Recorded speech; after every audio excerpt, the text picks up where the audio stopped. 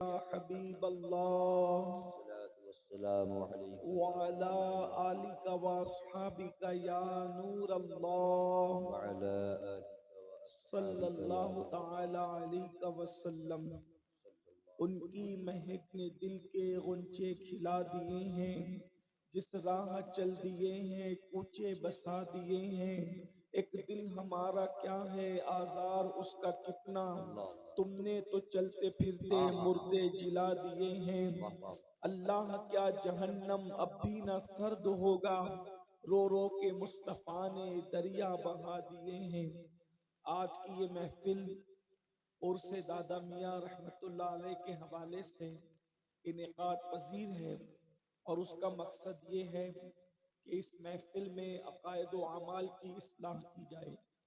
यहाँ जितनी बड़ी तादाद में हमारे भाई मौजूद हैं, उतनी ही बड़ी तादाद में हमारी बहनें भी मौजूद हैं। मैं ये चाहूँगा कि आज गुफ्तगू हम ऐसी करें कि जिससे बहनों और भाई दोनों हजरात के लिए मुश्तरका कोई गुफ्तगू हो जाए, ताकि उनका भी भला हो और हमारा भी भला हो। मैं आपकी भी तवज्जो चाहता हूँ और अपनी बहनों की भी तवज्जो चाहता हूँ। हमेशा किसी की फिक्र किसी को उसी वक्त होती है जब उसको उससे मोहब्बत होती है। माँ बाप औलाद के मुस्तकबिल की फिक्र करते हैं, हमारे बच्चों का मुस्तकबिल क्या। इसी तरह दादा दादी अगर वाकई अपने पोता पोतियों से मोहब्बत करते हैं तो सोचते हैं कि हमारे पोता पोती का मुस्तकबिल क्या। इसी तरीके से जिसको जिससे मोहब्बत होती है, मोहब्बत की बुनियाद पर फिक्र होती है। जिसको जिसकी मोहब्बत नहीं होती उसको उसकी फिक्र भी नहीं होती। माँ बाप औलाद की फिक्र करते हैं, शागिर्दों की फिक्र अच्छा उस्ताद करता है, मुरीदों की फिक्र अच्छे पीर करते हैं। अल्लाह अकबर। इसी तरीके से आप समझते चले जाएं, लेकिन याद रखना जो जिससे जितनी ज्यादा मोहब्बत करता है उसकी उतनी ज्यादा फिक्र करता है। मगर हम जब मुस्तफ़ा जाने रहमत सल्लल्लाहु अलैहि वसल्लम की सीरत तैयबा को देखते हैं, हम आकाए करीम सल्लल्लाहु अलैहि वसल्लम की जिंदगी को देखते हैं तो अल्लाह अकबर। रसूल पाक सल्लल्लाहु अलैहि वसल्लम को अपनी औलाद की जितनी फिक्र नहीं है उससे ज्यादा अपनी उम्मत की फिक्र है। अपने खानदान के लोगों की जितनी ज्यादा फिक्र नहीं है उससे ज्यादा अपनी उम्मत की फिक्र है। हालांकि खानदान के लोग भी उम्मत में शामिल है, लेकिन एक बात कहने की है, समझने समझाने की है। जरा कोई गौर तो करे, जरा कोई सोचे तो सही। अल्लाह के रसूल सल्लल्लाहु अलैहि वसल्लम जब जमीन पर तशरीफ लाते हैं तो अल्लाह के रसूल सल्लल्लाहु अलैहि वसल्लम ने किसको याद किया है? अल्लाह अकबर। सैयदा आमिना खातून फरमाती हैं कि जब मेरा लख्ते जिगर, मेरा लाल जब जमीन पर तशरीफ फरमा हुए तो उन्होंने सब पेशानी को जमीन पर रखा और पेशानी जमीन पर रखने के बाद अल्लाह के रसूल अलैहिस्सलाम ने सबसे पहले जो बात कही क्या कही? जरा गौर से सुनना, जरा समझने की कोशिश करना। अल्लाह अकबर। हुजूर जमीन पर आते हैं और पेशानी जमीन पर रख करके पहले क्या कहते हैं? रब्बे हबली उम्मती, रब्बे हबली उम्मती। ए अल्लाह मेरी उम्मत की बख्शिश फरमा, मेरी उम्मत के गुनाहों को माफ फरमा, मेरी उम्मत की मगफिरत फरमा। मेरे भाइयों जरा महसूस करो, ये गुफ्तगू सुनने से ज्यादा महसूस करने वाली है। देखो अपने रसूल अल्लाह अकबर खुदा के महबूब होकर हम गुनहगारों को याद कर रहे हैं। बोलो कभी किसी गुनहगार से किसी को मोहब्बत करते देखा है? अरे नेक लोग तो गुनहगारों से नफरत करते हैं, मुत्तकी लोग तो गुनहगारों से अपने आप को दूर करते हैं। लेकिन अल्लाह अकबर ये कैसी हस्ती है, मासूम ही नहीं सैयदुल मासूमीन है मेरे आका। इतने बड़े हैं अल्लाह की मखलूक में, उनसे बड़ा कोई था न है न हो सकता है। अरे सारी मखलूक अल्लाह की रजा चाहती है और अल्लाह उनकी रजा चाहता है। मेरे इमाम कहते हैं खुदा की रजा चाहते हैं तो आलम, खुदा चाहता है रजाए मोहम्मद। अल्लाह जिसकी खुशी चाहे वो रसूल अगर सबसे ज्यादा किसी से मोहब्बत करते हैं तो अपनी उम्मत से मोहब्बत करते हैं। और आका अलैहिस्सलाम को उम्मत की फिक्र क्या है? उम्मत की रोजी रोटी की फिक्र नहीं है, उम्मत की दुकान और मकान की फिक्र नहीं है, उम्मत के रोटी कपड़ा मकान की फिक्र नहीं है, उम्मत के घर और जायदाद की फिक्र नहीं है। अरे रोटी तो कुत्तों को भी मिल जाती है, दाना तो चिड़िया और कौवों को भी मिल जाता है, लिबास तो भीख में भी कोई किसी को दे देता है, नौकरों को भी दे देता है। जो चीज किसी को नहीं मिलती उस चीज की रसूलुल्लाह को फिक्र है। क्या फिक्र है?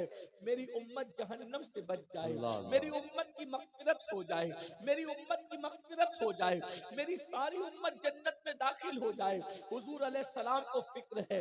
एक सवाल मैं पूछता हूँ, यहाँ नौजवानों की अक्सरियत है, अपनी बहनों से भी पूछता हूँ, जरा बताओ रसूलुल्लाह ने हमें जहन्नम से बचाने की जो फिक्र की है, क्या हम अपने आप को भी जहन्नम से बचाने की फिक्र कर रहे हैं?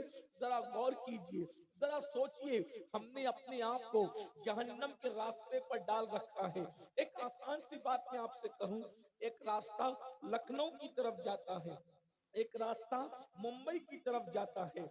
आप आलिम हो, आप हकीम हो, आप डॉक्टर हो, आप इंजीनियर हो, आप टीचर हो, आप पठान हो, आप मुगल हो, आप सैयद हो, आप शेख हो, आप कोई हो, मर्द हो, औरत हो, बच्चे हो, बड़े हो, बूढ़े हो, जवान हो, अगर आपने लखनऊ का रास्ता इख्तियार किया और पूरी जिंदगी उस पर चलते रहे तो क्या कभी आप मुंबई पहुंच सकते हैं?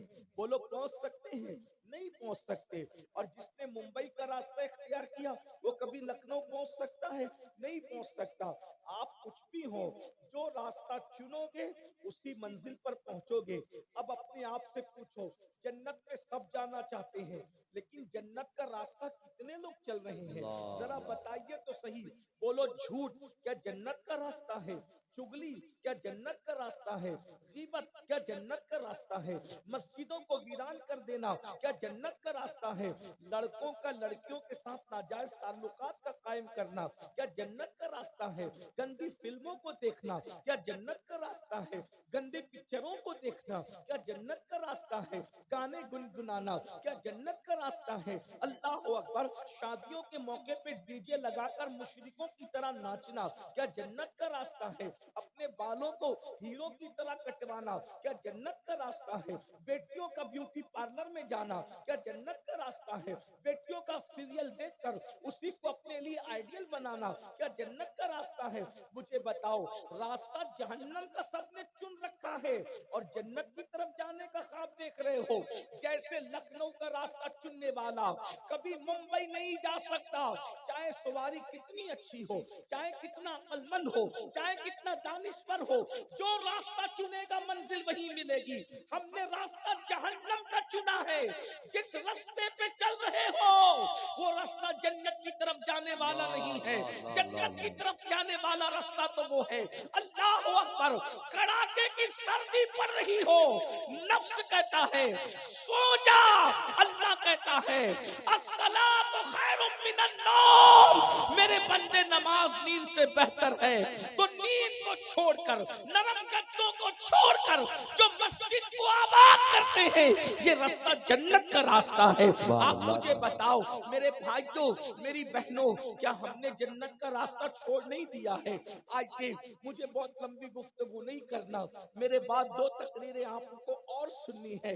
हजरत पीर वजीउद्दीन साहब और हजरत अनस मियां साहब, इन दोनों हजरात से आपने गुफ्तगू सुननी है, इसलिए मैं अपनी गुफ्तगू को मुकम्मल करूंगा। बड़ी ताखीर हुई है और गौर से सुनना। एक ही हदीस पढ़ना चाहता हूँ, कुछ उसकी शरह के साथ, उसकी कुछ तौज़ीह के साथ, बहुत ध्यान से सुनना, बहनें भी और भाई भी।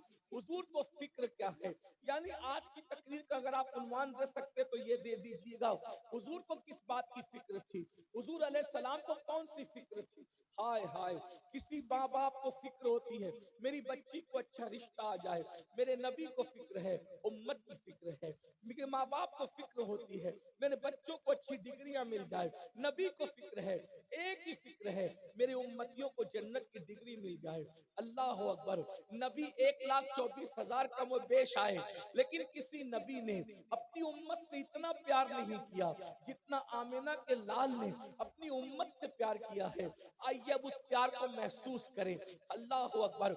एक हदीस सुनिए, हदीस की राविया कौन है? अल्लाह अकबर। सैयदा तैयबा ताहिरा आबिदा जाहिदा राकिआ साजिदा नकिया तकिया ज़किया आलिमा गैर मुअल्लिमा उम्मे अबीहा उम्मुल हसनैन मलका फिरदौस से बरी खातूने जन्नत खातूने कयामत। अल्लाह अकबर। ज़ौजे मौला अली सैयदा फातिमा बिनते मुहम्मदुर रसूलुल्लाह। ये हदीस की राविया है। फरमाती हैं एक मर्तबा दिल में ख्याल आया, अल्लाह अकबर। बहनों की खास तवज्जो, आपकी भी। अल्लाह अल्लाह।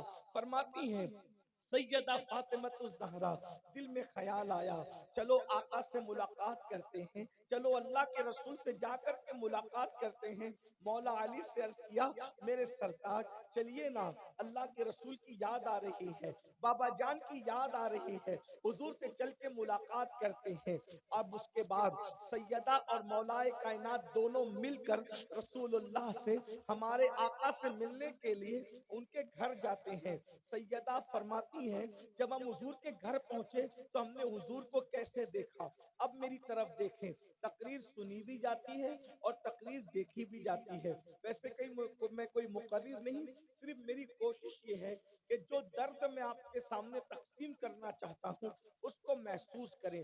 हुजूर अलैहिस्सलाम अपने घर में बैठे हैं, इन दोनों हाथों को रसूलुल्लाह सल्लल्लाहु अलैहि वसल्लम ने यूं किया है अपने घुटनों पर, और यूं करके अपने घुटने समेटे हैं और सर को घुटने में रखकर अल्लाह के रसूल चुपके चुपके मोटे मोटे आंसुओं से तन्हाई में रो रहे हैं। इस दर्द को महसूस करो मेरी बहनों, मेरे भाइयों। रात की तारीकी और तन्हाई के अंदर पाप और जराइम करने वालों, गुनाह करके खुदा के गजब को चैलेंज करने वालों, कब के आसमान से पत्थर बरस चुके होते, कब से जमीन में जलजले आकर हम धसा दिए गए होते। पैगंबरों की औलाद को गुनाहों की वजह से सूअर और बंदर बना दिया अल्लाह ने। क्या समझते हो गुनाह को? गुनाह कोई बच्चों का खेल नहीं है। अल्लाह अकबर। कुरान उठा करके पढ़ो, अंबिया की औलादों ने जराइम किया, अल्लाह ने उनको सूअर और बंदर बनाकर 3 दिन में मार डाला। लेकिन अल्लाह अकबर, कौमे लूत का अमल ये कौम करे, कौमे आद का अमल ये कौम करे, कौमे समूद का अमल ये कौम करे। लेकिन क्या बात है, इस कौम पर आसमान से पत्थर नहीं बरसते। अरे पत्थर बरसना तो दूर की बात है, बल्कि ठंडी ठंडी बारिश बरसती है, ठंडी ठंडी हवाएं चलती है।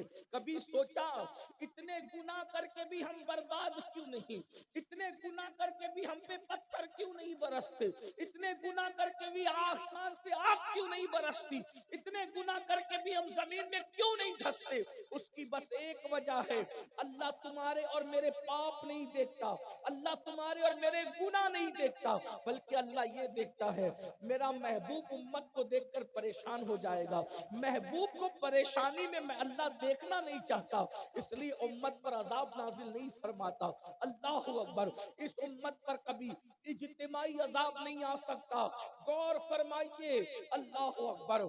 रसूलुल्लाह की फिक्र देखें। अल्लाह अकबर। मेरे और तुम्हारे नबी घुटनों में सर रखकर यही कह सकता हूं और कुछ नहीं कह सकता। अगर आप इस मुहावरे को समझते हैं, घुटनों में सर रखकर तन्हाई में चुपके चुपके रो रहे हैं, मोटे मोटे आंसू मुस्तफा जान रहमत की आंखों से निकलते हैं और दाढ़ी को तर करते हैं, दाढ़ी आंसुओं से तर हो चुकी है। अपने नबी की मोहब्बत देखो, हुजूर हमसे प्यार कितना करते हैं, हुजूर हमसे मोहब्बत कितनी करते हैं। और जैसे सैयदा और मौलाए कायनात दोनों आए, अल्लाह अकबर, हुजूर रोने में इतने मसरूफ हैं, उनकी तरफ तवज्जो न की। सैयदा ने सलाम किया, बाबा उठ करके खड़े हो गए। हुजूर अलैहिस्सलाम की आदत थी, जब भी सैयदा को देखते उठ के खड़े हो जाते। अल्लाह अकबर। सरकार उठ करके खड़े हुए, बाबा की आंखें आंसुओं से तर देखी, दाढ़ी आंसुओं से भीगी हुई देखी, तड़प गई और कहने लगी, बाबा आप क्यों रो रहे हैं? तन्हा बैठकर, अकेले बैठकर, तन्हाई में क्यों रो रहे हैं? रोने की वजह क्या है? मेरे आका फरमाते हैं, मेरी बेटी, मैं मेराज पर गया था, तो मेराज पर जाने के बाद जो मैंने जहन्नम का मुशाहिदा किया था और जहन्नम को देखा था और जहन्नम का अजाब मैंने अपनी आंखों से देखा, आज मुझे वो अजाब याद आ गया। हाय मेरी उम्मत, हाय मेरी उम्मत, मैंने उम्मत पर कैसे कैसे अजाब देखा। मुख्तलिफ हदीस का इतने मजमुआ निचोड़ कर अब आपकी खिदमत में पेश करने जा रहा हूँ। सैयदा ने पूछा, बाबा आपने उम्मत पर क्या क्या अजाब देखा, उन्हें किन तकलीफों में देखा? तो अब मेरे आका बयान करने लगे, अब उसको जरा गौर से सुनो। अल्लाह अकबर। और नहीं सुधरोगे, नहीं संभलोगे, जिंदगी नहीं बदलोगे तो याद रखना, जहन्नम की आग से तुम्हें और हमें कोई नहीं बचा सकता। अल्लाह अकबर। सैयदा ने पूछा, बाबा आपने जब जहन्नम का मुशाहिदा किया तो आपने क्या मंजर देखा? तो अल्लाह के सच्चे रसूल सादिक व मस्दूक मुस्तफा करीम रऊफुर रहीम सल्लल्लाहु अलैहि वसल्लम ने फरमाया, फातिमा जब मैंने जहन्नम का मुशाहिदा किया तो मैंने कुछ औरतों को देखा कि वो जहन्नम की आग के अंदर औंधी लटकी हुई है। बहनों की खास तवज्जो, काश मेरी बहनें ये जो हजारों की तादाद में सुनने के लिए आई है, जरा अपने दिल पर रसूलुल्लाह के इन जुमलों को लिख ले, जुमलों को नक्श कर ले। याद रखना, जलसों का मकसद हंसी मजाक नहीं, जलसों का मकसद भीड़ इकट्ठा करना नहीं, जलसों का मकसद दुनियावी मफाद नहीं। सुनो सुनो, अल्लाह के रसूल को कौन सी चीज रुला रही है, हुजूर को कौन सी चीज तड़पा रही है, हुजूर अलैहिस्सलाम को कौन सी चीज बेकरार कर रही है। अल्लाह के रसूल फरमाते, मेरी बेटी मैंने देखा कि जहन्नम के अंदर कुछ औरतें औंधे मुंह लटकी हुई है और नंगी है और उनके अल्लाह अकबर सीनों को उनके बालों से बांध करके जहन्नम की खूंटियों में लटकाया गया है। अल्लाह अकबर।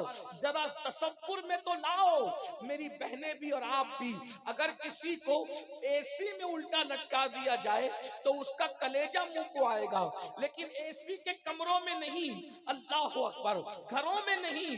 एक तो जहन्नम की आग, जहन्नम के दहकते हुए शोले, अल्लाह अकबर। और जहन्नम की आग क्या है? जो जानता है वो जानता है, जो नहीं जानता है वो जान ले।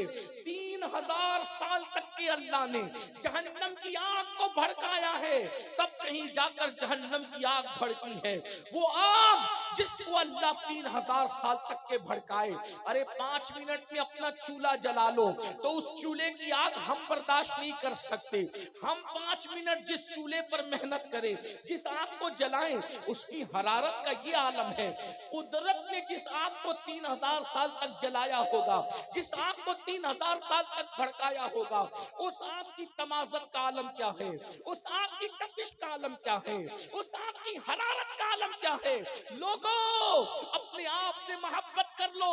कुरान पुकार पुकार कर कह रहा है, ऊ अनफुसकुम व अहलीकुम नारा।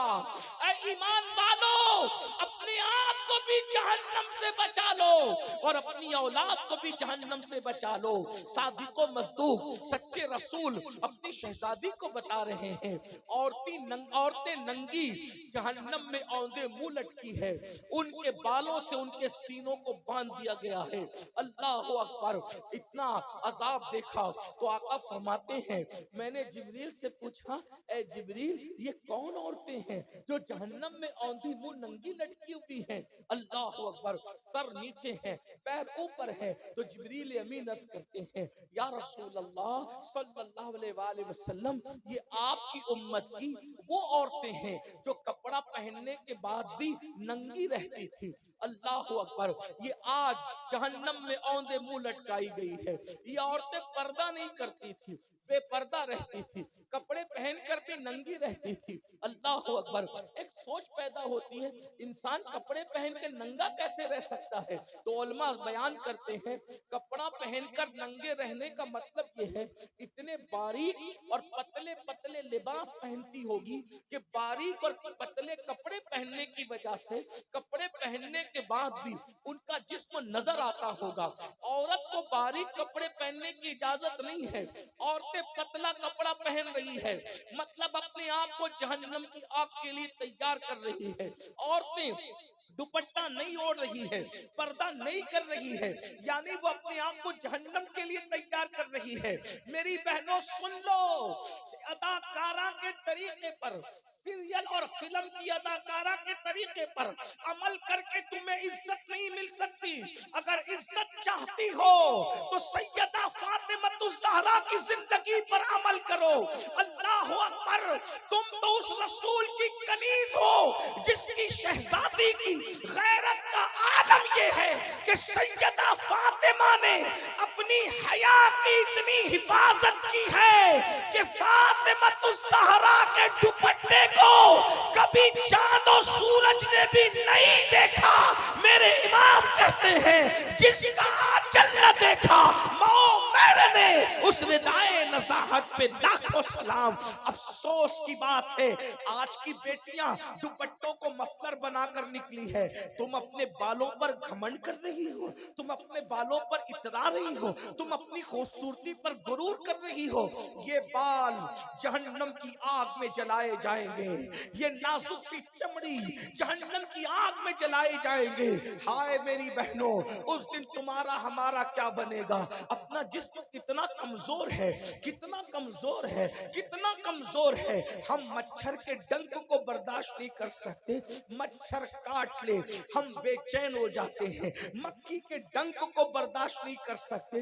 अल्लाह अकबर। अगर बत्ती का चटका हमसे बर्दाश्त नहीं होता, मैं तो कभी कभी तन्हाई में सोचता हूँ, या अल्लाह अगर तूने हमारे बुरे करतूत की वजह से अजाब देना चाहा, मौला हम कैसे बर्दाश्त कर सकेंगे? अगर कोई दोस्त हमसे नजर फेर लेता है तो दिन भर बेचैनी में वक्त गुजरता है।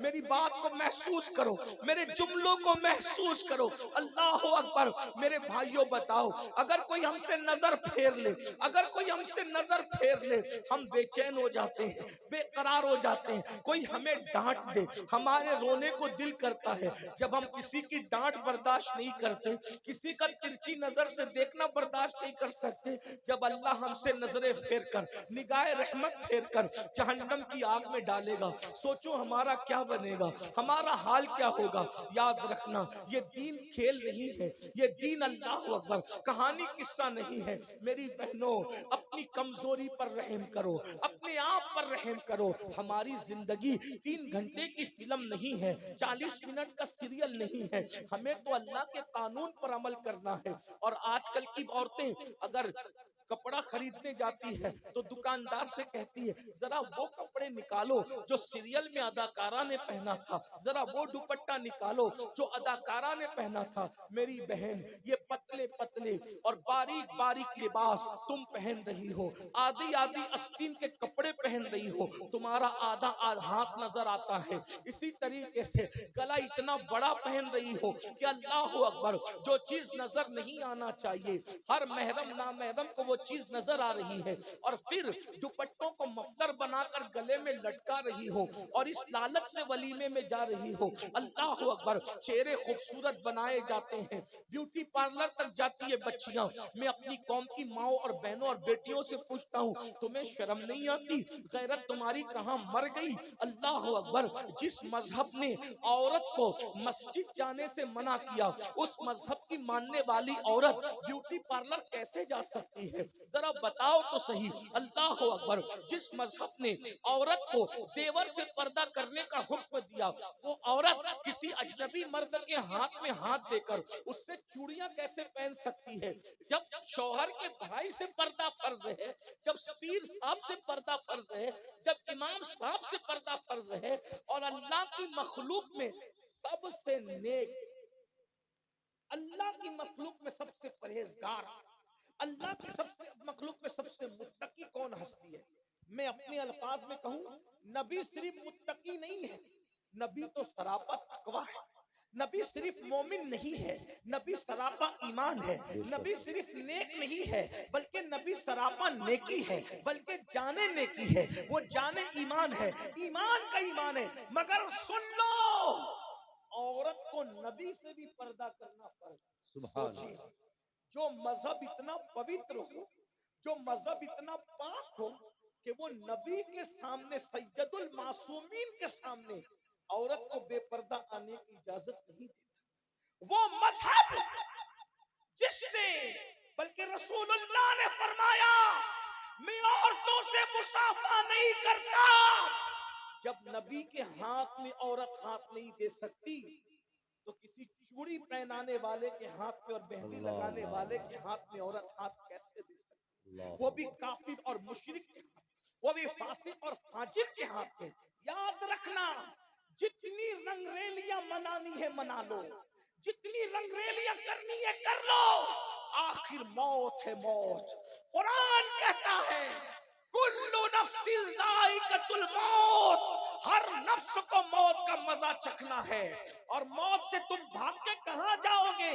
ऐनमा तकुनु युद्रिकुमुल मौत वलौ कुंतुम फी बुरूजिन मुशय्यदा, अगर तुम मजबूत किले में जाके छुप जाओगे तो भी तुम्हें वहां मौत आकर के रहेगी। बताओ, मरने के बाद कौन बचाने आएगा? हुस्न पर इतराने वालों, हुस्न पर घमंड करने वालों, बालों पर इतराने वालों, जवानी पर घमंड करने वालों, दौलत पर इतराने वालों, ये सब छीन लिया जाएगा। अल्लाह देना जानता है, अल्लाह छीनना भी जानता है। सुन लो, पतले कपड़े, आदि आस्तीन के कपड़े, गले कटे हुए कपड़े, बारीक लिबास, बेदुपट्टे के घूमना, वलीमों में मर्दों के सामने जाना, बेबाकी करना, मर्दों से नाजायज ताल्लुक कायम करना, अल्लाह अकबर, मर्दों के सामने बेपर्दा जाना, ये सब तुम्हें जहन्नम का ईंधन बना रहा है। और सुनो, आजकल के मर्द भी ना अपनी बहन को रोकने तैयार है, ना अपनी बीवी को रोकने तैयार है, ना अपने घर की औरतों को रोकने तैयार है। हुजूर अनीसुल मशाइख सरकार सैयदी आकाई मौलाई हुजूर सैयद अनस मियां साहब क़िबला दामद ज़िल्लहुल आली व नूरानी की आमद हो रही है। इस्तकबाल कर लें, नारे तकबीर। बिलगिलामी तशरीफ लाएं। हजरत का भी खिताब मैंने पहले शुरुआत में कहा था कि आपको सुनना है, हम सुनेंगे इंशाअल्लाह दोनों सादात किराम का। एक बार दुरूद शरीफ पढ़ने में अपनी गुफ्तगू आगे बढ़ाऊं।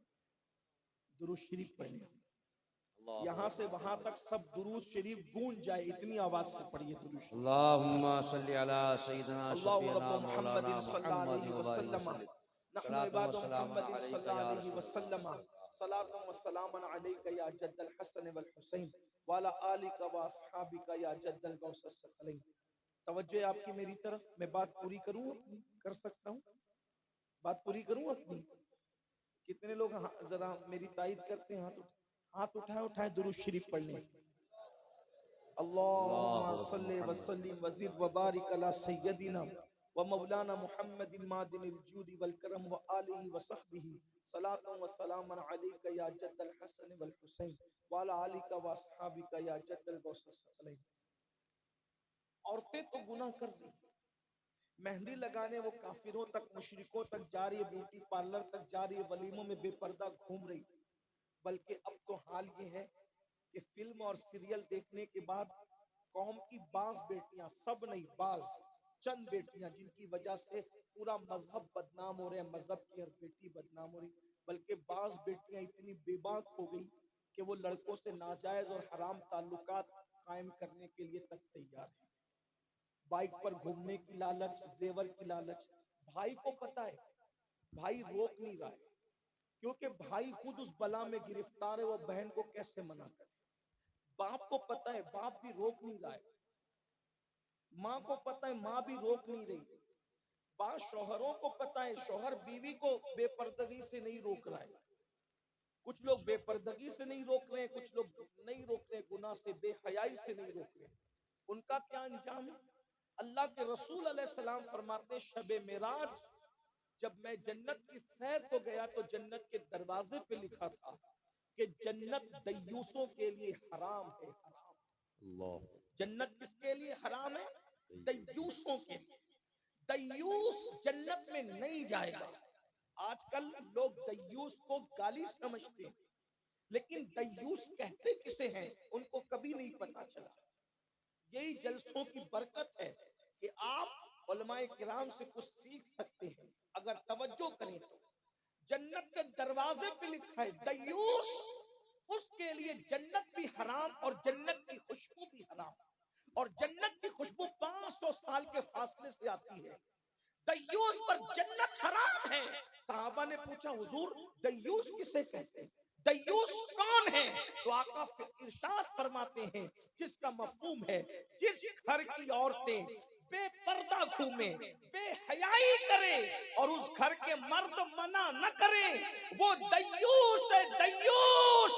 अल्लाह ना उनकी नमाजें कबूल करता है, ना उनकी दुआएं कबूल करता है, ना उनका फर्ज कबूल करता है, ना उनका नफ्ल कबूल करता है। बोलो आज ये शिकायत करते हो कि नहीं करते? मौलाना हमारी दुआएं अल्लाह कबूल नहीं करता, बरसों से मांग रहा हूं नहीं मिल रहा है। अरे अल्लाह तो देने का वादा कर चुका, उदऊनी अस्तजिब लकुम, मुझसे मांगो मैं तुम्हें अता करूंगा।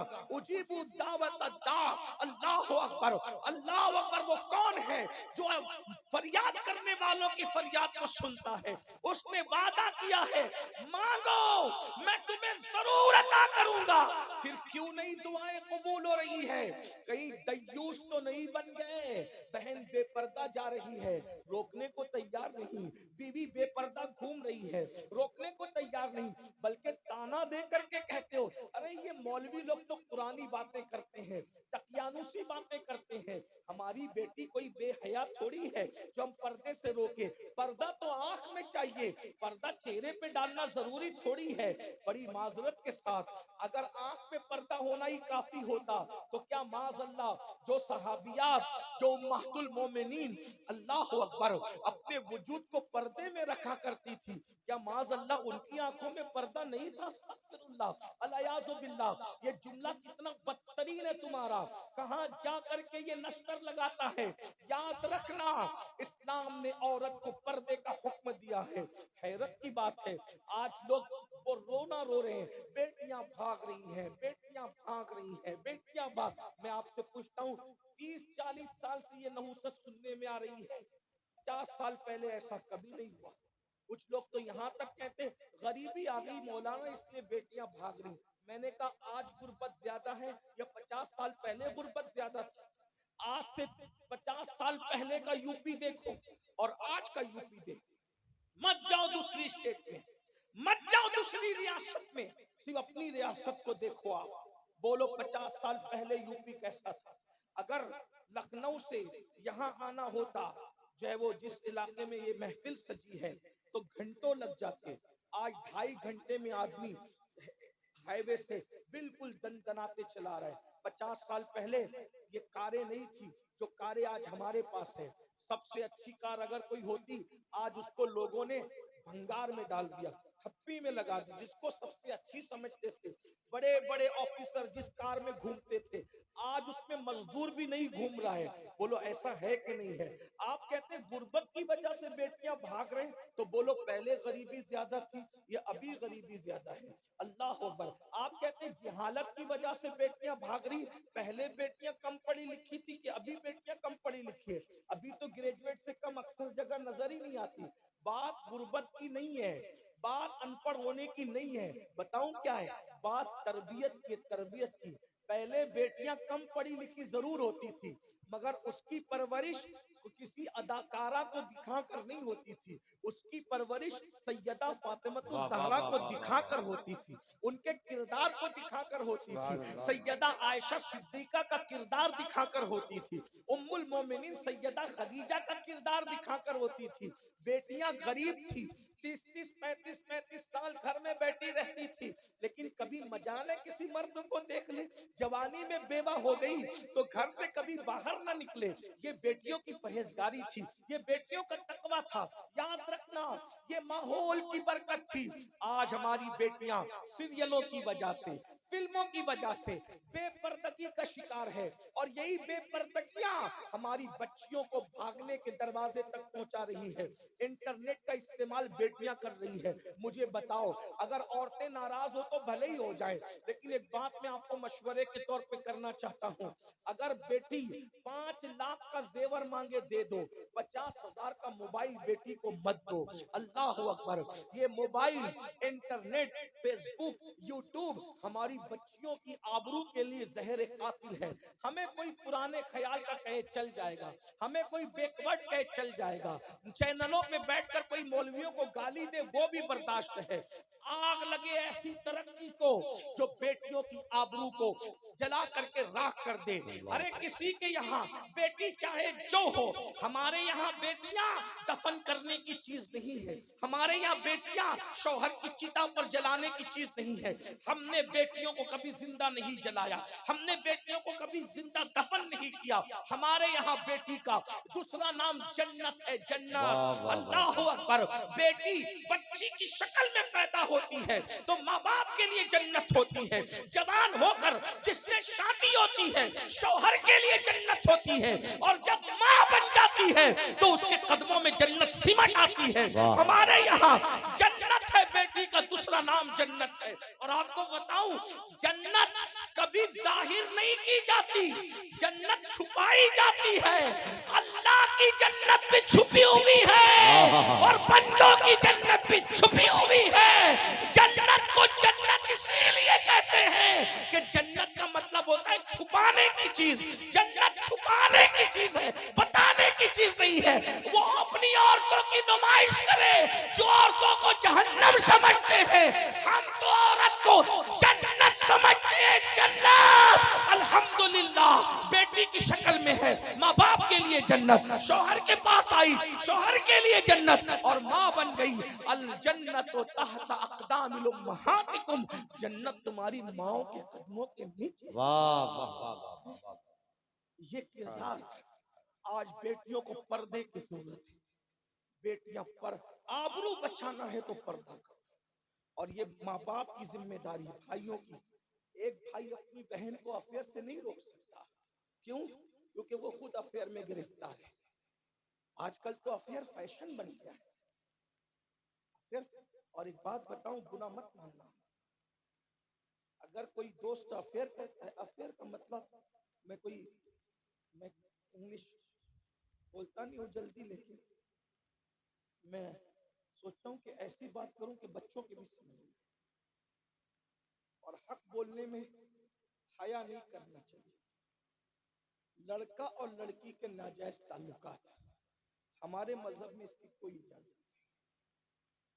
कुछ लोगों ने पूछा, या रसूल अल्लाह, क्या कोई मर्द किसी औरत के साथ अकेले रह सकता है? आका ने फरमाया नहीं। तो सहाबा ने पूछा, अगर वो मर्द और औरत दोनों नेक हो तब रह सकता है? तवज्जो। कुछ लोग क्या कहते रहे, नहीं नहीं नहीं, ये साहब बड़े नेक है तो इनके साथ अपनी बेटी को स्कूल भेज दो। वो गली के चच्चा है ना, उनको बोलो कि जरा बाजार में साथ में ले जाओ। कोई चच्चा बच्चा कहने से कोई चच्चा नहीं होता, बात याद रखना। सहाबा इकराम ने अपने दौर में पूछा, अगर सहाबा के दौर को सामना किया जाए ना, तो हम लोग जो स्टेज पे बैठे हुए ना, हम लोग स्टेज पे सहाबा किराम के दौर के नेकों के सामने हम लोग पता नहीं कहा, उनके सामने हम मुसलमान भी कहलाने के हकदार है कि नहीं। सहाबा का तकवा वो था। सहाबा ने अपने दौर के नेकों के बारे में पूछा, या रसूल अल्लाह, अगर कोई नेक मर्द और नेक औरत हो तो क्या वो दोनों अकेले रह सकते हैं? हुजूर का तेवर बदल गया। अब ध्यान से सुनिए, आका का तेवर बदल गया, तेवर, हुजूर का तेवर बदल गया। मैं ये बात दर्द के साथ इसलिए कह रहा हूँ कि आज मसरूफियत आपको बहुत है। पड़ोसी के साथ बाजार में भेज देते हो, सफर में भेज देते हो। वो एक साहब की दास्तान कितनी चली, कितनी रुसवाई हुई। अपनी बीवी को पढ़ाने का शौक जो चलाया तो गैर मुस्लिम दोस्तों के साथ रोजाना बाइक पे भेजता था। नतीजा क्या हुआ? बीवी भी ले गया, उसका ईमान भी ले गया, और पूरी दुनिया में उसको रुसवा कर दिया। अभी चंद दिन पहले की बात है, आपने बहुत देखा होगा, बड़ी चली की। बेटी अपने बहनवई के साथ भी अकेले नहीं बैठ सकती। ये हमारा मजहब है। किसी को कोसना है, हमें कोस ले, हमारा जो मजहब है वो है, और हम मुसलमान होने में कभी शर्मिंदगी महसूस नहीं करते। हमें फख्र है, फख्र कि हम मुसलमान हैं, क्योंकि अल्लाह का मजहब हमारे पास है, अल्लाह की किताब हमारे पास है, अल्लाह का रसूल आखिरी रसूल हमारे पास है। हम जैसा कोई खुशनसीब कायनात में कोई हो ही नहीं सकता। बेशक हम कोई शर्मिंदा नहीं है, हमें फख्र है, हम आखिरी नबी के उम्मती है। हम सच्चा वो दीन जिसे अल्लाह ने कहा इन्नद दीन इंदल्लाहिल इस्लाम, वो मजहब हमारा मजहब, हमारा मजहब जिंदा है। दुनिया का कोई इंसान किसी मैदान में इस्लाम को चैलेंज करे तो हजारों उलमा इस्लाम की हकानियत को साबित करने के लिए मैदान में आ सकते हैं। अल्हम्दुलिल्लाह हमारा दीन इस्लाम, हमारी किताब कुरान, कुरान मुस्तकबिल की भी बात करता है, माजी की भी बात करता है, हाल की भी बात। जहां सारे मज़ाहिब चुप रहते हैं वहां इस्लाम बोलता है। अभी मेरा उन्वान ये नहीं, लेकिन एक बात याद रखना, हमारा मजहब जो कहता है बिल्कुल हम आम तौर पर उसको कह रहे हैं, गौर से सुनना। चचाजाद भाई के साथ भी अकेले नहीं बैठ सकती, मामूजाद भाई के साथ भी पर्दा फर्ज है। साहबा ने पूछा या रसूल अल्लाह, अगर मर्द और औरत दोनों नेक हो तो क्या वो अकेले रह सकते हैं एक साथ? अजनबी मर्द अजनबी औरत, हुजूर का तेवर बदल गया। फरमाया अगर औरत मरियम की तरह नेक हो, तवज्जो, औरत अगर मरियम की तरह नेक हो और मर्द यहया की तरह नेक हो और दोनों अकेले बैठना चाहें तो भी मैं दोनों को अकेले बैठने की इजाजत नहीं दे सकता। है तुम्हारे यहाँ आज कोई मरियम जिसकी तहारत की कसम कुरान उठाए? कोई मरियम जैसी है? कोई याहया जैसा? याहया तो मासूम थे, मरियम महफूज थी। और आज हम अपनी बीवियों को कहां भेज रहे? तावीज देने के लिए जाहिल बाबाओं के पास। आपने उनको बेहिजाब बेनकाब रवाना किया, बल्कि मुस्लिम तो मुस्लिम गैर मुस्लिमों तक तुमने रवाना किया। अरे तुम्हारा रूहानी इलाज क्या हुआ? ईमान भी गया, आबरू भी गई और रूह भी गई, रूहानियत भी गई। ये सब कुछ हो रहा है मेरे भाइयों। अगर रूहानी इलाज कराना है, शरा के पाबंद उलमाए किराम क्या दुनिया में नहीं रहे हैं? लेकिन तुम तो पंडितों तक और माज़अल्लाह जादूगरों तक अपनी बीवियों को भेज देते हो, और तुम्हें हयानियत। आज बचत गट के नाम पर जो औरतों को सूद में मुब्तला किया जा रहा है, खालिस मर्द बैठते हैं और औरतें बैठती है, किसी मर्द को आने की इजाजत नहीं होती। आज ये सब हो रहा है। बहुत सारे, सब ब्यूटी पार्लर की बात नहीं करता, बहुत सारे ब्यूटी पार्लर जिना के धंधों का जरिया बने। आज हमारी बेटियां वहां तक जा रही है। हमें महसूस करना होगा, सिर्फ खाना, कपड़े पहनना, सो जाना इसी के लिए पैदा नहीं हुए। सितारों के आगे जहां और भी है, अभी इश्क के इम्तिहान और भी है। तू शाही ये परवाज है काम तेरा, तेरे सामने आसमां और भी है। बहुत जिम्मेदारियां अपनी, रोटी कपड़ा मकान भी हो, इज्जत भी बचे, ईमान भी बचे, आबरू भी बचे, बच्चे और बच्चियों का एजुकेशन भी हो, उनकी तरबियत भी हो। आखिरी बात अर्ज करके अपनी बात मुकम्मल कर दूं। मैंने हदीस पूरी करनी थी, लेकिन एक ही बात पर लंबी बात हो गई। मैं बात एंड करूं, आखिरी कर दूं बात को। मेरे प्यारे आका सल्लल्लाहु अलैहि वसल्लम के प्यारे दीवानों, ऐ कनीज़ान फातिमा, याद रखिए जब कोई इंसान अपने बच्चे की अच्छी तरबियत करता है। देखो आज हम तरबियत नहीं कर पा रहे हैं, माँ के पास टाइम नहीं, बाप के पास टाइम नहीं, कोई तरबियत नहीं कर रहा है। बाप दिन भर थक कर आता है, या तो वो टीवी का मुंह पकड़ के बैठ जाता है, या वो मोबाइल में गेम खेलने और कुछ देखने लग जाता है। माँ भी मोबाइल में लगी हुई है। यानी पहले बच्चे यतीम उस वक्त होते थे जब माँ बाप मर जाते थे, और आजकल के बच्चे जीते जी यतीम है। माँ बाप जिंदा है फिर भी यतीम है, ना माँ टाइम दे पा रही है, ना बाप टाइम दे पा रहा है। तरबियत कौन करेगा उनकी? और ये तरबियत का फुकदान है। याद रखना, किताबें पढ़ने से एजुकेशन आता है, मालूमात बढ़ती है, नॉलेज बढ़ता है। लेकिन इंसान जो संवरता है ना, वो नॉलेज से नहीं संवरता। इंसान संवरता है सोहबत की वजह से, तरबियत की वजह से। सोहबत और तरबियत बड़ी चीज है। कभी आपने सोचा बकरी का बच्चा एक दिन में चलने लगता है, मुर्गी का बच्चा चंद मिनट में चलने लगता है, गाय भैंस का बच्चा एक दिन में चलने लगता है, इंसान का बच्चा क्यों नहीं चलता? 2 साल तक के क्यों गोद में पड़ा रहता है? 2 साल तक अल्लाह उसको चलने की ताकत क्यों नहीं देता? क्यों नहीं देता पता है? क्या इंसान से ज्यादा अल्लाह के नजदीक उनकी इज्जत है जो अल्लाह एक दिन में उनको चला रहा है? अगर जानवरों को एक दिन में चला रहा है तो जिसको अपना खलीफा बनाया तो क्या उसको वो 1 मिनट में नहीं चला सकता था?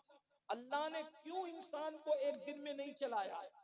जानवर की पैदाइश सिर्फ खाना पीना सोना है और इंसान की पैदाइश आफाक व अनफुस और कायनात पर हुक्मरानी करना, मुसक्खर कर दिए गए चांद और सूरज।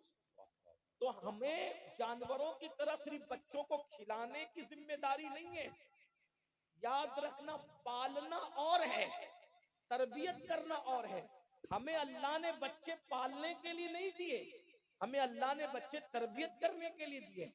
पालने की जिम्मेदारी अपने कर्म से उसने अपने जिम्मे पर खुद ली है, उसने जिम्मे कर्म पे खुद लिए, वो पालेगा। पालना आपको नहीं है, आपको तरबियत करना है। देखो, अल्लाह ने गिज़ा खुद पैदा की माँ के सीने में। गिज़ा मैं पैदा कर रहा हूं, पिलाएगी तू, मगर कितने दिन तक? 2 साल तक। 2 साल तक तेरे बच्चे को चलने नहीं दूंगा। क्यों? अगर चलेगा तो माँ बाप से भाग जाएगा। अगर हमें चलने की ताकत देता ना तो एक दिन में हम माँ बाप को छोड़ के भाग गए होते। तो अल्लाह बता रहा है एक दिन में नहीं भागेगा, क्योंकि एक दिन में भागेगा तो उसकी तरबियत नहीं होगी।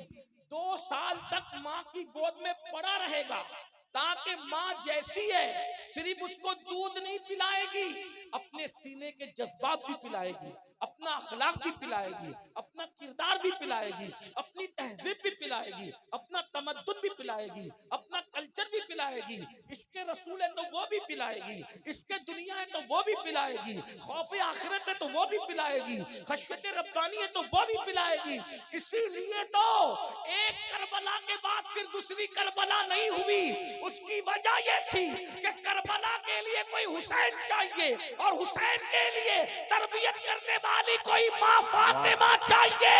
अगर इमाम हुसैन को फातिमा जैसी माँ ना मिलती, हुसैन कभी भी ताजदार करबला ना होते। हुसैन के लिए फातिमा जैसी माँ चाहिए और फातिमा को बनाने के लिए सैयदुल मासूमीन जैसा बाबा चाहिए। अब ना वो नबी आ सकता है, इसलिए दूसरी फातिमा नहीं, दूसरा फातिमा नहीं आ सकती, इसलिए कोई दूसरा हुसैन नहीं हो सकता। जब दूसरा हुसैन नहीं हो सकता तो दूसरी करबला नहीं हो सकती। नारे तकबीर, माँ की तरबियत, नारे रिसालत, ये फैज़ाने पंजतन, खानदाने रसूल। ये माँ की तरबियत का नतीजा था कि इमाम ने सर तो दे दिया मगर हाथ नहीं दिया। ये माँ की तरबियत का नतीजा था कि सैयदा ज़ैनब का दुपट्टा तो छीना है, लेकिन सैयदा ज़ैनब की गैरत नहीं छीन सके। गैरत ज़ैनब ने किस शान से बचाया है। ये तरबियत का नतीजा। तो हम बच्चों की तरबियत नहीं करते। हमारे बच्चे, बहुत माजरत के साथ जुमले तल्ख हो तो माफ करना, जानवरों के बच्चों की तरह छोड़ दिया है हमने। न उनको बोलना, न चलना, न खाना, न पीना, कुछ नहीं। पहले की माएँ, पहले मौलाना लोग नमाज पे तकरीर नहीं करते थे जल्दी, पूछो इन सबसे। पुराने बुढ़े लोग गवाही देंगे कि हाँ मौलाना लोग आते थे लेकिन नमाज पे तकरीर नहीं करते थे। क्यों? इसलिए कि नमाज हमारा उन्वान था ही नहीं। क्योंकि बच्चा 4 साल का होता था तो माँ उसको नमाजी बना देती। मौलाना का काम ही नहीं था, मौलाना उसके आगे सिर्फ पढ़ाता था। चलिए आखिरी बात के तौर मैंने कहा था, मुझे याद आ रहा है, मैं एक खूबसूरत सा वाकया तरबियत के हवाले से आपके सामने रखता हूं। माँ की और उसकी फरमाइश भी आ गई है, इसलिए आज हमारे बच्चों को नमाजी मौलाना लोग तकरीर कर कर के थक रहे हैं, आवाज बैठ रही है, कभी कभी बेचारे माइक पे इंतकाल भी कर जाते हैं, लेकिन पब्लिक सुधरने को तैयार नहीं है ना। बोलो, जब नमाज छोड़ते हो तो तुम्हारा नाम जहन्नम के दरवाजे पे लिख दिया जाता है, लोग हंसते हैं। अरे पुलिस के रजिस्टर में तेरा नाम आए तो तेरी नींद उड़ जाती है, और रोजाना 5 टाइम तेरा नाम जहन्नम के दरवाजे पे लिखा जा रहा है। तुम सोते कैसे हो सुकून से? कैसे सुकून से सोते? या तो तुम नबी को माज़अल्लाह सच्चा नहीं मानते, या तो तुम बहुत बेबाक हो चुके। अगर नबी को सच्चा मानते हो तो हमें नींद कैसे आती कि मेरा पूरी फैमिली के साथ एक दिन में 5 मरतबा जहन्नम के दरवाजे पे नाम लिखा जा रहा है, ये रसूलुल्लाह ने कहा। और ये भी कहा जिसका नाम जहन्नम के दरवाजे पे लिखा जाएगा वो जहन्नम में जाएगा। फिर तुम्हें सुकून। पुलिस के रजिस्टर में नाम आए तो आप रिश्वत दे करके नाम कटा सकते। मैं किसी मुल्क की पुलिस की बात नहीं कर रहा हूँ, मैं एक जनरल बात कर रहा हूँ, है ना। किसी भी दुनिया में कोई भी पुलिस हो, किसी के भी रजिस्टर में नाम आए, वो लोग कटवा सकते हो कि नहीं कटवा सकते रिश्वत देकर। प्रधान को ले जाओ, काउंसलर को ले जाओ, एमएलए को ले जाओ, एमपी को ले जाओ, बड़े बड़े मुजरिम लोग छूट जाते हैं। वो लोग छूटते हैं कि नहीं छूटते? ये दुनिया का हाल है, एक मुल्क की बात नहीं। मेरे भाइयों, जहां रिश्वत देकर वसीला लगा के सोर्स लगा के नाम कटा सकते हो, अगर पुलिस के रजिस्टर में नाम आए तो नींद उड़ जाती है। और अल्लाह ने तुम्हारा नाम जहन्नम के दरवाजे पे लिखा एक दिन में 5 बार। और सच्चे रसूल ने कहा कि जिसका नाम जहन्नम के दरवाजे पे होगा वो जहन्नम में जाएगा। तो रसूलुल्लाह की बात मानते हो कि नहीं मानते? ये मानते हो तो तुम्हें नींद कैसे आती है मस्जिदें वीरान करके? एक हदीस और सुन लीजिए। आका अलैहिस्सलाम फरमाते हैं जहन्नम में सबसे ज्यादा अजाब जिसको होगा बेनमाजी को। अल्लाह। ये सब बातें तुम्हें पता है, कोई नई बात नहीं मेरे भाई। साल में 2-4 जलसे करते हो, 4-5-6 जलसों में शरीक होते हो। मौलाना लोग अक्सर कहते हैं, मुक़र्रिर लोग अक्सर कहते हैं, खतीब लोग अक्सर कहते हैं।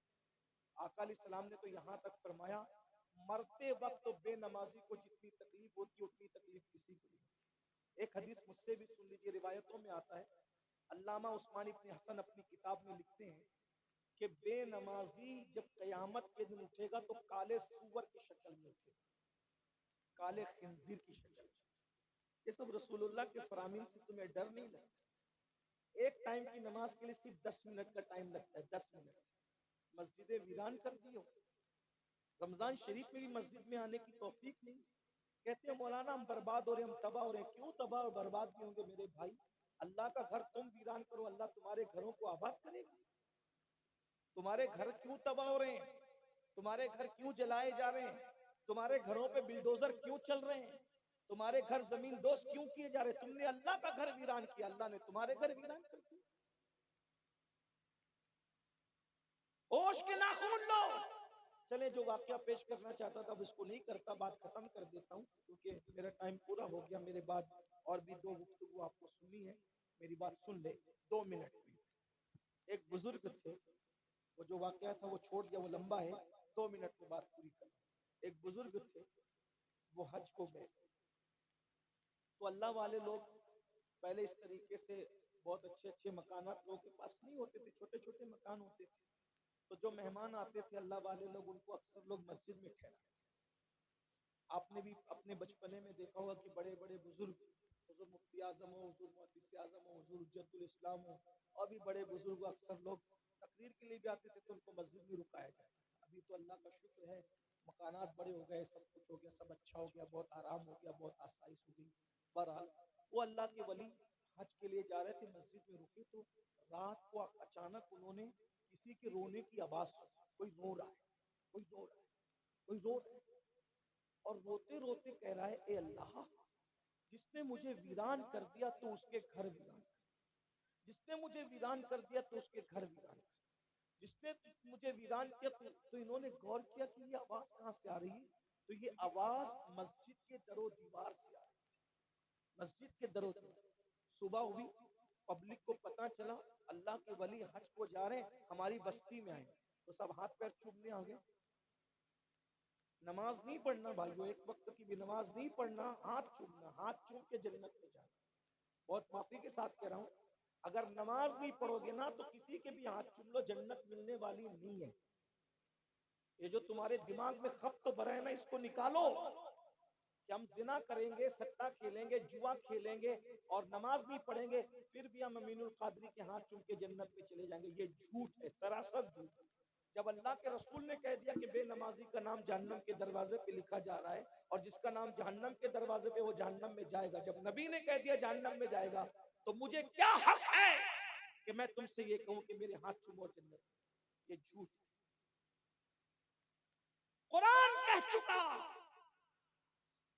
फवैलुल लिल मुसल्लीन, उन नमाजियों के लिए वैल खराब। ये किन के लिए? नमाजियों के लिए, बेनमाजियों के लिए नहीं, नमाजियों के लिए। कौन से नमाजी? हुमन सलातिहिम साहून, जो अपनी नमाजों में सुस्ती और गफलत करते हैं। अल्लदीना हुम युराऊन, दिखावा करते हैं। जो सुस्ती करते और दिखावा करते हैं, उन नमाजियों के लिए वैल है, वैल। कुरान की एक नहीं 700 मकामात पर कुरान ने नमाज का हुक्म दिया, और आज नमाज ही से कोसों दूर। बल्कि दुख तो उस वक्त होता है मेरे भाई, जब हम लोग को एयरपोर्ट पर जलसे की कमेटी के लोग लेने के लिए आते हैं, नमाज का वक्त होता है, गाड़ी रुकाते हैं कि नमाज पढ़ना है, मुसल्ला बिछाएंगे, हाथ बांध के दाएं बाएं सिक्योरिटी गार्ड के तौर पे खड़े हो जाएंगे, हजरत आप नमाज पढ़ लीजिए। इन्होंने नहीं पढ़ना, इनकी छुट्टी है। 1 करोड़ जलसा कीजिए, दिन बाद बुरी लगे तो माफ करना, अगर आइंदा आपको नहीं बुलाना तो मुझे कोई शिकायत नहीं, क्योंकि बयान करना, वास करना मेरा धंधा नहीं, क्योंकि मैं कोई वाइज हूँ भी नहीं, कोई मुकर्रिर हूँ भी। एक दिल जला आदमी हूँ, सिर्फ चीखता पुकारता हूँ, आहो बुका करता हूँ, दिल का दर्द आपके सीने में उड़ेलने की कोशिश करता हूँ, सिर्फ इस लालच से कि अगर यार को पसंद आ गई तो मेरी निजात है। वाह। हुजूर ताजुश्शरिया ने हमें एक पैगाम सिखाया था, जो पिया को भाए अख्तर, वो सुहाना राग है, जिससे नाखुश है पिया वो रागनी अच्छी। वाह। मैं आपकी खुशी की कभी नहीं बोलूंगा, मुझे अपने यार की खुशी की कहना है, क्योंकि मुझे भी मरना है। नमाज छोड़कर जन्नत में नहीं जा सकते। मैं आपको चैलेंज के साथ कहता हूं, ये जो हमें कहा जाता है ना, ये इनका चेहरा देखो और जन्नत में चले जाओ, उनका चेहरा देखो जन्नत में चले जाओ, ये कहीं ना कहीं हमारे साथ धोखा हो रहा है। जिनके चेहरे दिखा के जन्नत बांटी जा रही है, उनका भी खात्मा बिलखैर होने की कोई गारंटी है तो मुझे कोई बताए। सरकार गौसे आजम जैसी शख्सियत ईद के दिन रो रही है, ईद के दिन लोग मुबारकबाद देने आए तो आंखें सूजी हुई है, आंसुओं से दाढ़ी तरे, लोग कहते हैं ईद के दिन आप रो रहे हैं, फरमाते हैं बेटा अपनी ईद तो उस दिन होगी जिस दिन अब्दुल कादिर का खात्मा ईमान पर होगा। गौस पाक ईमान पर खात्मे के लिए रो रहे हैं, और यहाँ आप जन्नत का सर्टिफिकेट लेकर के बैठे हो। अपने बाप की जन्नत है, कहते जन्नत तो हमारे बाप की है, किसी के बाप दादा की जन्नत नहीं है। जिसको ये कहने का हक था कि जन्नत मेरे बाप की है, वो हस्ती सैयदा फातिमा है। वाह वाह। लेकिन एक वक्त की भी नमाज उनकी तर्क नहीं हुई। वो हस्ती सैयदा ज़ैनब बिनते मोहम्मद है, वो हस्ती उम्मे कुलसूम बिनते मोहम्मद है, वो हस्ती रुकैया बिनते मोहम्मद है, वो हस्ती इब्राहिम इब्ने मोहम्मद है, वो हस्ती कासिम इब्ने मोहम्मद है अलैहिमुस्सलातु वस्सलाम। अल्लाहु अकबर। ये कह सकते थे कि जन्नत हमारे बाप की है, मगर उनका किरदार तो देखो, कभी एक नमाज नहीं छूटी। बल्कि मैं तो चैलेंज से कहता हूँ, दुनिया की कोई औरत ऐसी नहीं है जिसने 1 महीने की नमाज पूरी पढ़ी हो, चाहे मौलवी की बीवी हो, चाहे मुफ्ती की बीवी हो, चाहे सहाबी की बीवी हो, किसी की भी बीवी हो, किसी ने 1 महीने तक लगातार नमाज नहीं पढ़ा, 1 महीने में कुछ दिन उसको नमाज छोड़ना पड़ा, अगर वो औरत है तो तन्हा मेरे नबी की शहजादी है जिसने कभी नमाज नहीं छोड़ी, क्योंकि उस पर ऐसा वक्त आया ही नहीं कि वो नमाज छोड़ती। जोहर के बाद शहजादा हसन को जन्म देती है और असर की नमाज में मुसल्ले पर खड़ी। सुभान अल्लाह, सुभान अल्लाह, सुभान अल्लाह। उनकी पाकी का खुदाए पाक करता है बयान, आये तखीर से जाहिर है शान अहले बैत। वाह वाह वाह। ऐसी पाकीज़ा और पवित्र कि औरतें महीने में जिस जगह से गुजरती है, सैयदा कभी ना गुजरी। लोगों को अभी भी अकल नहीं आएगी, जिसकी बेटी की मिसलियत नहीं हो सकती, उसके बाबा का मिसल कौन हो सकता है? ये शान रसूलुल्लाह की शहजादी की। तो मैं बात क्या करने चला था कि वो वली के पास सुबह सब मिलने हैं, हाथ पैर चूमने। हाथ पैर चूमो, मैं इनकार नहीं, मैं इनकारी आदमी नहीं हूं, लेकिन हम फिक्र रजा के वारिस हैं और फिक्र रजा हमारी मुहाफिज है। हमारे इमाम ने 1450 साल का इतने मजमुआ निचोड़ कर जो दिया है, हम उसी को न इफरात करते हैं न तफरीत। हम ये भी नहीं बोलेंगे कि चद्दरें न चढ़ाओ, हम ये भी ना बोलेंगे कि हाथ न चूम। हम ये कहते हैं जहां हाथ चूमने की जगह है वहां चूमो, और जब सजदा करने का वक्त है तो हम ये कहेंगे जब नमाज का वक्त आए तो नमाज पढ़ो, जब नियाज का वक्त आए तो नियाज करो। हम वो नहीं कहेंगे बिदती मौलवियों की तरह कि न्याज से क्या मिलता। हम कहते हैं न्याज भी कुरान से साबित, नमाज भी कुरान से साबित, दोनों चीज कुरान में है। देखो कुरान ने क्या कहा, जब जहन्नमी जहन्नम में जाएंगे, जन्नती जन्नत में जाएंगे, तो जन्नती और जहन्नमी दोनों की बातें अल्लाह करवाएगा। तो जन्नती लोग जहन्नमियों से पूछेंगे मा सलककुम फी सकर। ये कुरान पढ़ रहा हूं मैं, नमाज और न्याज दोनों का जिक्र कुरान में है। कुछ मौलवी नमाज लेके भागे और कुछ लोग हमारी पब्लिक सिर्फ न्याज पे टिकी हुई है। हम दोनों वाले हैं, क्योंकि हम मसलक आला हजरत वाले, हम पूरे कुरान पर अमल करते हैं। न्याज का जिक्र भी कुरान में है, नमाज का जिक्र भी कुरान। अल्लाह कुरान में फरमाता है जहन्नमी लोगों से जन्नती लोग पूछेंगे मा सलककुम फी सकर। किसी भी मकतब फिक्र का तर्जुमा उठा के देखो, अल्फाज अलग है, मफहूम यही है जो मैं आपके सामने पेश करूं। मा सलककुम फी सकर, तुम जहन्नम में कैसे, ए जहन्नमियो तुम जहन्नम में कैसे आए? तो जहन्नमी जवाब देंगे आलू लम नको मिनल मुसल्ली व लम नको नुतइमुल मिस्कीन। क्या बताएंगे? हम नमाज नहीं पढ़ते थे और हम गरीबों को खाना नहीं खिलाते थे। अगर अपनी जबान में कहूं तो क्या, हम नमाज नहीं कर पढ़ते थे और हम न्याज नहीं करते थे। देखो जहन्नम में क्यों गए, ना नमाज पढ़ी ना न्याज की। इसलिए मेरे भाइयों, एक तबका वो है जो न्याज के मुखालिफ है, एक तबका वो है जो नमाज पढ़ना ही नहीं चाहता। अल्हम्दुलिल्लाह हम सुन्नी, कौन से सुन्नी? गौसपाक वाले सुन्नी, वाह गरीब नवाज वाले सुन्नी हैं। और साहिब उर्स हजरत दादा हैं, शहादत हुसैन दादा मियाँ, शहादत हुसैन दादा मियाँ वाले सुन्नी। अल्हम्दुलिल्लाह हम उर्स में नाचने वाले नहीं, उर्स के मौके पे जलसा करने वाले, उर्स के मौके पे डीजे बजाने वाले नहीं, उर्स के मौके पे महफिल दुरूद सजाने वाले, उर्स के मौके पर हम घोड़े नचाने वाले नहीं, उर्स के मौके पर हम इमाम हुसैन का जिक्र करने वाले, कुरान की तिलावत करते। हम उर्स करते हैं, अपनी मर्जी से नहीं करते, बुजुर्गों के बताए हुए तरीक पर करते। अल्हम्दुलिल्लाह। तो मैं क्या अर्ज कर रहा था, हाथ चूमो, जरूर चूमो, लेकिन नमाज पढ़ने के बाद पहले नमाज करो, न्याज करो, जरूर करो नमाज के साथ। पीर के मजार पे चादर जरूर चढ़ाओ, माँ के सर पे दुपट्टा चढ़ाने के बाद जरूर चढ़ाओ, सब करो। पीर को नजराना जरूर दो, माँ बाप की खिदमत करने के साथ। ये चीज है, सब बराबर पर। आधा दिन उठा करके मत भरो, थोड़ी सी बात लेकर के मत भरो। तो क्या हुआ, उस वली के पास लोग सुबह सुबह आए, ये परेशानी है, जैसे आप लोग हमें सुनाते हो परेशानी परेशानी परेशानी, और हम लोग क्या कहते हैं, आ जा अल्लाह तेरी परेशानी दूर कर।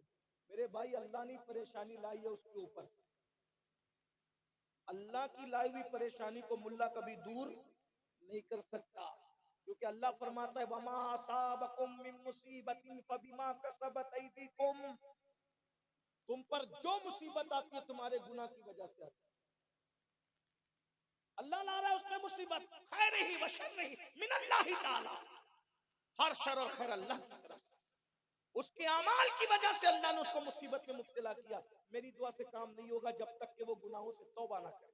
12 लोग आए, आने के बाद हजरत का, हजरत परेशान है, ये है वो। हजरत ने फरमाया एक काम करो भाई, नमाज पढ़ो, मैं गारंटी देता हूँ कि नमाज पढ़ोगे तुम्हारे मसले हल हो जाएंगे।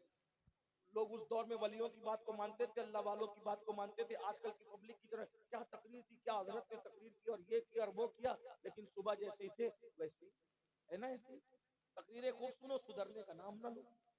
लेकिन वो लोग कैसे थे, अल्लाह वालों ने जो कह दिया मान लिया। सब पब्लिक नमाजी बन गई और सबके हालात बदल गए, सबकी जिंदगी में इनकलाब आ गया।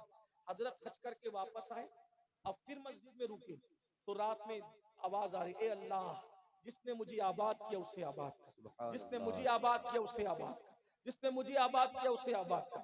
जब वो लोग आए, हजरत आपने क्या नुस्खा बता दिया, हम तो सब सैर हो गए, मालदार हो गए, सबकी मुराद पूरी हो गई। कहा बेटा समझो, ये मस्जिद में मैं रुका था जाते टाइम भी और आते टाइम भी। जब मैं जा रहा था तुमने मस्जिद वीरान की थी, तो मस्जिद तुम्हारे लिए बद्दुआ कर रही थी, अल्लाह जिसने मुझे वीरान किया तो उनके घरों को वीरान कर दे। तो जिसके लिए मस्जिद बद्दुआ करे वो कैसे आबाद हो सकता है? लेकिन तुमने मेरे कहने पे मस्जिद को आबाद किया, अब देखो मस्जिद तुम्हारे लिए दुआ कर रही है, अल्लाह जिसने हमें आबाद किया तो उनके घरों को आबाद कर दे। अगर आबादी चाहते हो तो मस्जिदों को आबाद करो। लेकिन एक आखिरी जुमला याद रखना, नमाज उसी के पीछे पढ़ना जो नमाज लाने वाले का अदब करता है, वाह इसका ख्याल रखना, वरना अच्छी तरह याद रखना तुम्हारी दास्तां तक भी न होगी दास्तानों में। अल्लाह ताला हम सबको अमल की तौफीक अता फरमाए।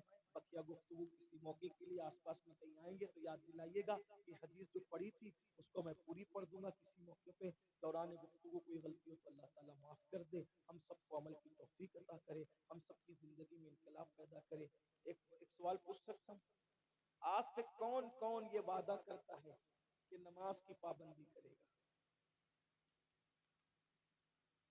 सुभान अल्लाह, उठा के रखिए। देखिए बेलग्राम का शहजादा मौजूद है, सुभान अल्लाह, माशाल्लाह। प्रधान साहब से लेके हमने तो कहा भी नहीं मिंबर वालों को, लेकिन देख रहे हैं इनकलाब। उठा के रखे जरा, सैयदों को गवाह बनाए, उलमा को, फरिश्तों को, सबको। सुभान अल्लाह, माशाल्लाह, बारकल्लाह। अल्लाह आप सबको सलामत रखे। लेकिन अमल करियो भैया, ठीक है ना? कर रही है ना अमल इंशाल्लाह। एक ऐलान है, ये जो आपके सामने हमारे सैयद साहब बैठे हुए हैं, बेलग्राम के शहजादे माशाल्लाह, हजरत सैयद अनस मियां साहब, आपकी बस्ती में इलाके में बड़ा काम कर रहे हैं। उसी काम के तहत इन्होंने फातह बेलग्राम मिशन शुरू किया है। उसके तहत ये बहुत कुछ करना चाहते हैं और हमारा काम है कि सैयद हमें जब पुकारे, मैं भी और आप भी, हम सब तन मन धन से इनके साथ है ना इंशाल्लाह। इंशाल्लाह यहाँ भी सैयद के साथ हैं, वहां भी सैयद के साथ इंशाल्लाह। और आला हजरत ने तो क्या दुआ की, दो जहां में खादिमे आले रसूलुल्लाह कर, हजरत आले रसूल मुक्तदा के वास्ते, वमा अलैना इल्लल बलाग। ऐसा है कि पहली मेरी फ्लाइट 2 घंटा लेट हुई, हम लोग लेट आए और अभी 2 तकरीरें आपको सुनी और हमारी फिर वापस फ्लाइट है, हमें तकरीबन 5 साढ़े 5 बजे तक एयरपोर्ट पहुंचना होगा। तो इसलिए मैं अपनी गुफ्तगू यहाँ पूरी कर रहा हूँ। अभी 2 तकरीरें आपको और सुननी है, मैं भी बैठूंगा, आप भी बैठेंगे इंशाल्लाह। उठ के जाएंगे तो नहीं? अभी से लोग तैयारी करें उठ के जाने की, है? ऐसा मत कीजिए, बहुत मेहनत करनी पड़ती है तब ऐसी महफिलें सजती है, लाखों रुपए खर्च होते तब ऐसी महफिलें सजती है। मेरा एक मशवरा भी आप लोगों को, आइंदा जलसा करो ना तो ये प्लान करो 12 बजे महफिल खत्म, उससे होगा क्या? देखो नुकसान क्या होता है, आप लोग उसको महसूस नहीं करते, हम लोग महसूस करते हैं। जो फजर नहीं पढ़ते वो तो पढ़ते ही नहीं, लेकिन जो पढ़ने वाले होते हैं ना, वो भी रात 2 ढाई बजे तक जब जलसे में जगते हैं और देर से जाके सोते हैं, तो उस दिन पढ़ने वाला भी नहीं पढ़ता है। तो फायदा हुआ कि नुकसान? क्या हुआ? जलसा जल्दी खत्म करो, देर तक जलसा चलाना ये कोई फजल और करामत की बात नहीं है। मुख्तसर से वक्त में कौम को अच्छा पैगाम देना ये अच्छी बात है। आप रात भर जलसा चलाते हो, 3 बजे तक चलाते हो, पढ़े लिखे लोग नहीं आते आपकी महफिलों में, क्योंकि उनको सुबह ड्यूटी पे जाना है। स्कूल के बच्चे नहीं आते, उन्हें स्कूल जाना है। अपनी महफिलें 12 बजे साढ़े 12 बजे तक खत्म कर दो, ताकि सब वक्त पे जाके सो जाएं। फजर पढ़ने वाले फजर पढ़े, ड्यूटी पे जाने वाले ड्यूटी पे जाएं। देखो पुराने दौर की रस्में तोड़ दो, पुराना दौर अलग था, अभी का दौर अलग है। पहले लोगों को उतनी मसरूफियात नहीं थी, अभी लोगों को मसरूफियात है। हमें बदलना होगा, वक्त के साथ साथ बदलना होगा, हालात के साथ साथ बदलना होगा। हमारे दादा के दौर से चलते रात भर जलसा, तो दादा के दौर में मेरे भाई छुट्टी मनाने के लिए किसी को इजाजत लेने जाना नहीं पड़ती थी, सब लोग खुद का अपना कारोबार करते थे। अभी लोगों को नौकरी पे जाना पड़ता है, इसलिए दादा के दौर और था, अपना दौर और है। टाइम उनके पास बहुत था, अपने पास टाइम नहीं है, इसलिए टाइम बहुत ख्याल किया करो, टाइम बहुत कीमती है, इसलिए इन सब चीजों का ख्याल करो, कुछ चीजें बदलो। अगर हालात और जमाने के साथ नहीं चलोगे, दुनिया तुम्हें रिजेक्ट कर देगी, तुम्हें साइड कर देगी। इसलिए हयात लेके चलो, कायनात लेके चलो, चलो तो सारे जमाने को साथ लेके चलो।